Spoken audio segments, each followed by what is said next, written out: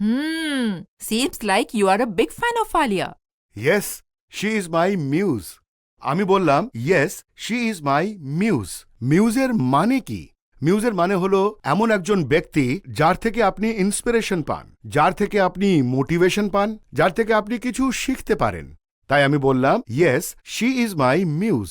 ঠিক একইভাবে আপনি বলতে পারেন যে আমি আমার মার কাছ থেকে inspiration pi. My mother is my muse.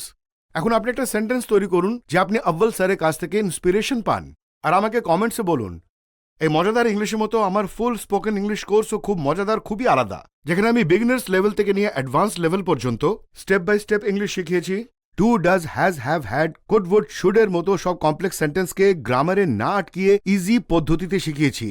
আপনি সেন্টেন্সেস বানাতেও পারবেন, ফ্লুয়েন্ট ইংলিশ বলতেও পারবেন, কারণ এখানে প্র্যাকটিস গ্রুপও আছে, যেখানে স্টুডেন্ট অডিও আর টেক্সট মেসেজেসে প্র্যাকটিস করে। সাথে আপনি নোটস পাবেন, কুইজেস পাবেন, আর একটা সার্টিফিকেট পাবেন যা গভর্নমেন্ট অফ ইন্ডিয়ার ন্যাশনাল স্কিল ডেভেলপমেন্ট কর্পোরেশনের পক্ষ থেকে সার্টিফাইডও।